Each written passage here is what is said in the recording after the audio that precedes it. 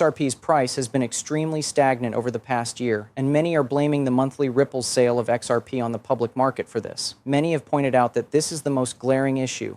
This is massive sell pressure, they add.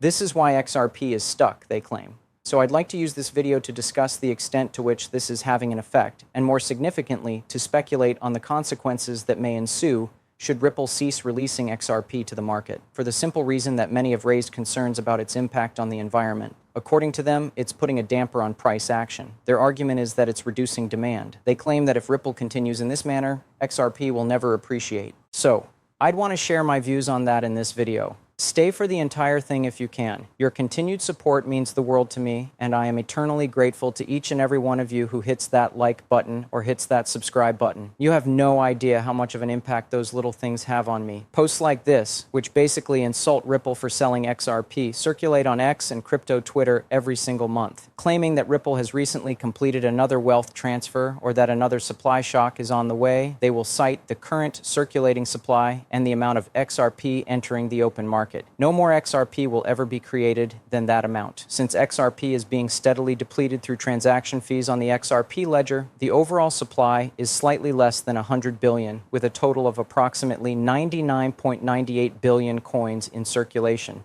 Additionally, there are around 60.7 billion XRP in circulation. Is there a meaning to all of this? This means that 100 billion XRP were issued by the protocol when the XRP ledger was originally created. It's done. It's the top. At no point in time will there be more XRP than that. While Ethereum does not have a hard cap, XRP does, and unlike Bitcoin, all of those units were produced at Genesis. Furthermore, XRP has a predetermined maximum supply. Here is where most people go confused. Total supply and circulating supply are not the same thing. Looking at those two statistics and making enormous assumptions without knowing what they mean is, in my view, rather useless. However, in my opinion, you should evaluate these figures in light of how the market does. The difference between total supply and circulating supply is a simple way to look at the amount of XRP that is available for purchase on the market, as opposed to the amount that is owned by Ripple and has not yet been dispersed. Ripple typically sells XRP holdings from escrow onto the open market or to institutional partners, which is how the cryptocurrency enters the market. People say Ripple is selling XRP, but what they mean is that Ripple is transferring XRP from total supply to circulating supply. The total supply is the sum of all XRP that has the potential to be traded on the market. A cryptocurrency's circulating supply is the total amount of XRP that is currently trading hands on the open market. This explains why individuals feel strongly about it. As far as they can tell, there are still 39 billion XRP short of the total supply when they consider the amount in circulation. That leaves Ripple with a huge quantity of XRP that can be sold. When they notice that Ripple still owns about 40% of the supply, they immediately think that there will be constant selling pressure for years to come. When a portion of Ripple's XRP leaves escrow each month and hits the market, you'll see comments like this one claiming that XRP will never rise again if this pattern continues. On top of that, it spreads a great deal of false information across the system. Because grasping the mechanics is crucial, let's dissect what's going here. To begin, the development process for the XRP ledger differs significantly from that of a cryptocurrency like Bitcoin. To put it simply, Ripple began with 100 billion XRP. The founders received a portion of that. The original developers of the XRP ledger received a portion. In the beginning, some went to those who had snatched it off the free market. Even Ripple, the business, received a portion of it. It was basically Ripple's responsibility to disperse the enormous amount of XRP that was allotted to them into the ecosystem. Ripple released XRP through exchanges and secondary markets after initially selling it to institutions and early investors because to the growing interest in the XRP ledger. In this way, XRP was able to get from Genesis to the hands of millions of users all across the globe. The ecosystem expanded in that way. That is the path that liquidity took, and that's how XRP gained international attention as a trading asset. The distribution of XRP is something that many people find problematic. According to them, it was unfair. They argue that it lacked sufficient decentralization. They feel Ripple was too hands-on. Curiously, though, the distribution of tokens on Bitcoin and Ethereum does not appear to elicit the same level of indignation. Miners are responsible for distributing Bitcoin's supply. To keep the network safe, you need to put in some computing power and energy. In exchange, you will be bestowed with freshly created Bitcoin. Staking, in which users lock up ETH and get rewards from the system, has replaced mining as the primary means by which Ethereum distributes its supply. A protocol's native token can be distributed in a variety of ways. In other words, there is no one best approach. Proof of work is utilized by several protocols. Others rely on proof of stake. Mines are done by some. Some people do first distributions. For some, it's a combination of forms. What matters most, though, is not the first distribution of the token, in my view. Today and tomorrow, the tokenomics of the asset are what really count. From a tokenomics vantage point, XRP, Bitcoin, and Ethereum are actually more comparable than most people think. Not all of the 21 million Bitcoin coins that were planned for distribution have been distributed yet. As a result of mining rewards, more Bitcoin continues to enter circulation daily. Ethereum does not impose any kind of hard cap. Although it now experiences net deflation owing to fee burning, its supply can potentially rise indefinitely. There is a hard cap of 100 billion XRP units. However, not all of these units are currently in circulation. As a result, when individuals claim that Ripple is selling off its XRP holdings, what they really mean is that Ripple is slowly adding more XRP to the market, much as how Ethereum and Bitcoin both release fresh supply into the market through staking rewards and mining, respectively. The only thing that differs is the mechanism. Things start to heat up from here. Because the XRP ledger burns a tiny amount of XRP with every transaction, XRP is really deflationary over time. There is no supply burn in Bitcoin. While Ethereum does burn through its supply, it also creates new tokens. Only XRP can destroy supply. Nobody is minting fresh XRP at the moment. Therefore, rather than increasing, the overall supply of XRP gradually decreases over extended durations. Therefore, XRP may be in a stronger position than Ethereum and Bitcoin just based on tokenomics. It includes a hard cap similar to Bitcoin's and an inbuilt burn mechanism similar to Ethereum's, but it doesn't rely on additional issuance to balance it out. A gradual reduction in the total supply of XRP units is what this indicates. At its core, that is a bullish dynamic. All right, let's get down to brass tacks. In reality, how significant is the effect of Ripple's sales on the price? Reason being, this is the main concern of all. It is often believed that Ripple will dump XRP worth billions of dollars into the market on a monthly basis, causing prices to plummet. However, when compared to the total volume of XRP traded every day, Ripple's sales are actually quite little. On a daily basis, XRP trades on exchanges throughout the world for billions of dollars. Ripple doesn't even sell directly onto public exchanges very often, and its monthly sales are a small fraction of that. Institutional partners buy XRP in bulk from the OTC and use it for settlement and liquidity. This XRP doesn't go live on the market right away. The claim that Ripple is actively attempting to drive down the price of XRP through its monthly sales is thus greatly exaggerated. Might it have a little effect? Of course, when additional supply enters a market, it can put pressure on prices. This may be the case, but does it adequately explain XRP's poor performance relative to other assets in the past year? Absolute nonsense. Regulatory ambiguity, retail excitement, macro market circumstances, and the larger crypto cycle are considerably more influential in determining the price of XRP than Ripple's monthly escrow releases. The SEC pursued legal action against XRP for a long time. Retailers lost faith and institutional investors lost interest. Many investors are still confused about the significance of the court decisions. Another unsettling reality is this. The price of XRP would not skyrocket just because Ripple decided to stop selling it tomorrow. That is not how markets function. When there is more demand than supply, prices rise. Cutting back on supply won't go far if demand isn't high enough. You must have actual demand for liquidity, actual use cases, actual capital inflows, and actual acceptance. Yes, new supply entering the market would be reduced if Ripple ceased selling XRP. There probably wouldn't be much of an effect on prices unless that happened at the same time as demand spiked significantly. Actually, one might make the case that Ripple's sales are beneficial to the ecosystem as a whole, as they facilitate the distribution of XRP to new players and supply liquidity for practical applications. Worrying too much on Ripple's monthly sales is pointless. It's a convenient storyline for those who are upset about the price of XRP to hold on to. Saying this is why XRP isn't going up makes you feel good, but there's a lot more nuance to the reality. XRP has strong tokenomics. Its top is rigid. You can burn it if you so desire. There is zero inflation.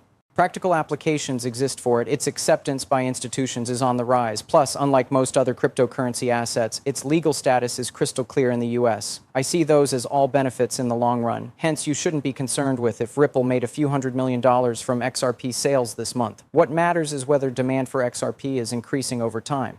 How many organizations are utilizing it? Is the XRP ledger processing an increasing number of transactions? Is its use by developers growing? Does the number of nations using it in their banking systems continue to rise?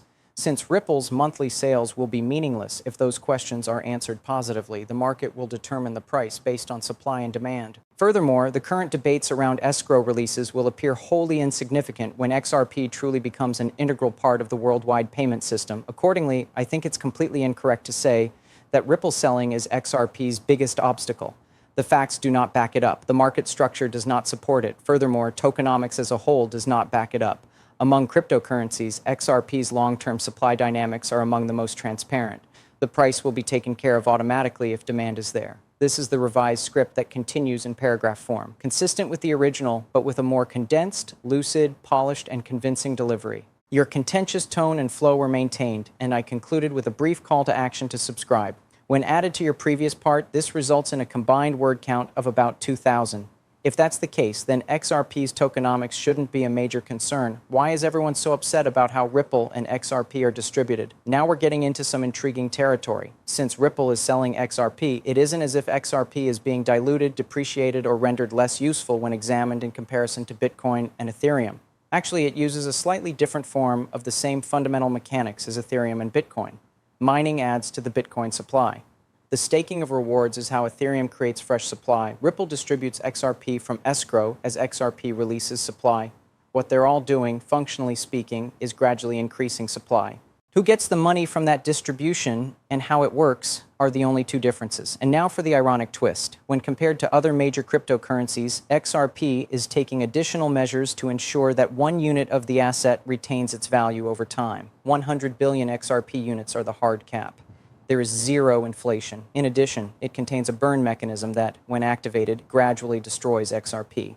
Thanks to its lack of a hard cap, Ethereum's value has the potential to grow infinitely. With a hard cap of 21 million, Bitcoin will continue to inflate.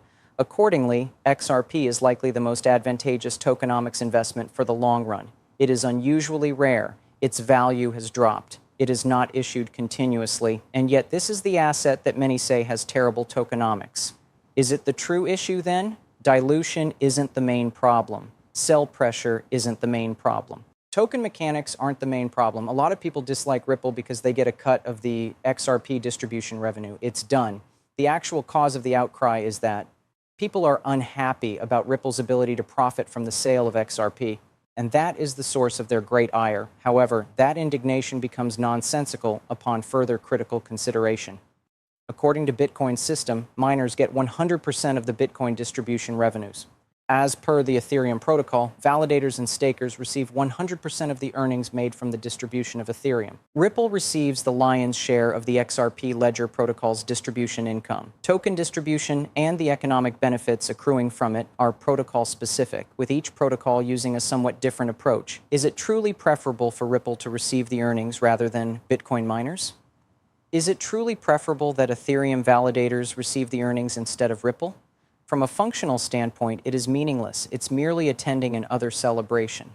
Thus, there is a single reason why XRP's functionality has so many critics. The distribution earnings of XRP should not go to Ripple, according to them. That is the essence of the matter. It seems to me that the reason why that unsettles a lot of people is really clear. Reason being, Ripple is perceived as a formidable force.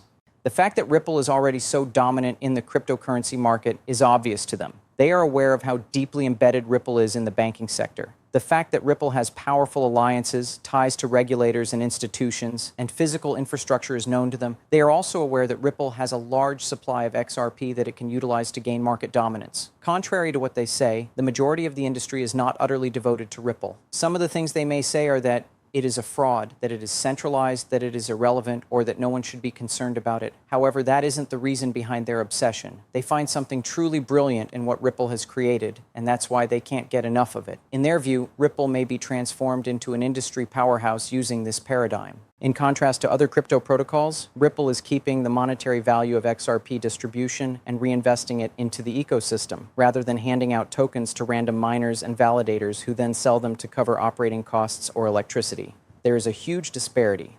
Miners are the people behind Bitcoin who take value out of the network and then sell it on the market. as part of Ethereum, users who function as validators mine the network for value, which they then sell on the market. The ecology loses that money, nothing remains of it. It is not put back into long-term strategy, acquisitions, legal defense, or infrastructure. Ripple receives that sum in the instance of XRP, and with that capital, Ripple has been able to do the following: establish prime brokerages, build custodians, acquire companies, expand into new jurisdictions, battle regulatory battles, develop infrastructure, onboard institutions, professionalize the ecosystem, and embed XRP deeper into the global financial system. This model is totally different from that one. People are pretty angry because of that. That Ripple has a flywheel is something they find objectionable. For those interested, Ripple offers XRP for sale. Ripple earns money. When Ripple makes money, it puts it back into the company and the ecosystem. That makes Ripple stronger. That is good news for XRP. More institutions will adopt it because of that. As a result, demand rises, thus consumption rises. Thereby, credibility is enhanced. That further enhances Ripple's strength. This process continues thereafter. At the same time, money is pouring out of every corner of the cryptocurrency sector. As soon as they receive their payment, miners dump. Payment is made and validators dump. Insiders who were paid early sell. When venture investors get their money, they go. No centralized mechanism for reinvestment is in place. A war chest does not exist. Nobody is pulling in the same direction. No infrastructure is being developed. There is zero accumulation of wealth over the long run. Time and again, it's all about extracting value. Because of this, a great number of other protocols were helpless when faced with the SEC. They lacked the necessary funds. They lacked the necessary legal means. They lacked the necessary political clout. They lacked the support of the relevant institutions. They lacked the financial wherewithal to engage in a protracted regulatory struggle. For Ripple, it was. Court was summoned by Ripple. The SEC was battled by Ripple. Success for Ripple. To top it all off, Ripple is stronger now than it was before. That's deliberate. That is purposeful. A more effective economic model produced that outcome. In conclusion, the fundamental cause behind the backlash against Ripple and XRP is unrelated to the actual badness of XRP. This has zero bearing on whether or not XRP is a defective model. This is unrelated to the fact that XRP is not in any negative way dissimilar to Bitcoin or Ethereum. Everything is related to the fact that Ripple developed a superior system. Speculation that this is a fraud is constant. Everything is at one place. This doesn't matter. Look away from this. This, however, is the rub. No one should feel obligated to gently remind you not to pay attention to anything that is obviously a fraud, completely unimportant, or otherwise unworthy of your attention. It doesn't need continual discrediting. No one should ever hesitate to assault it. No one needs to relentlessly dissuade it. Nobody gives a damn about it. Something significant is occurring here since a lot of individuals are relentlessly bashing Ripple and XRP because people wouldn't pay attention if nothing significant was taking place. They wouldn't bring it up if it wasn't dangerous. They would never attempt to cast doubt on something so powerful. Why are they doing all this? Because they know Ripple's model is better than everyone else's in the business. In contrast to its competitors, Ripple is reinvesting its ecosystem value in the development of a worldwide financial infrastructure rather than draining it. In order to create institutional rails, integrate with banks and payment providers, enter new markets, reinforce regulatory positioning, professionalize crypto, and acquire foundational players, Ripple is leveraging XRP profits. That is the reason behind Ripple's acquisition of Hidden Road and other startups. Because of this, Ripple has a lot of money. Because of this, regulatory assaults on Ripple will not succeed. That's the secret of Ripple's lightning-fast transaction times. The reason Ripple is booming is because of this. Further clarification on the inner workings of this flywheel clarifies the source of the animosity. For those interested, Ripple offers XRP for sale. Ripple earns money. That money goes back into Ripple. Ripple constructs network nodes. XRP's utility grows. An increase in demand is observed. Its reach is expanding. Trust in the institution increases. This process continues thereafter.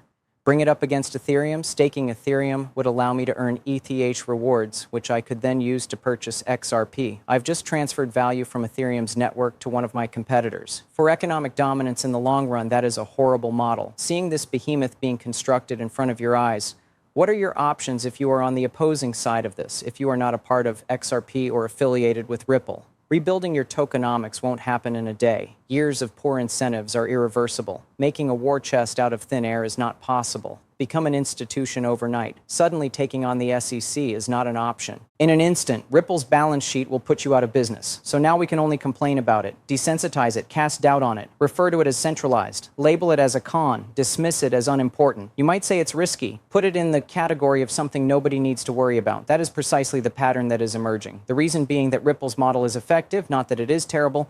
Reason being, XRP's tokenomics are better than those of its competitors. While XRP may not pose a danger to individual investors, it does pose a threat to the other dominant cryptocurrencies in the market, and therein lies the unsettling reality. Make sense of the criticisms leveled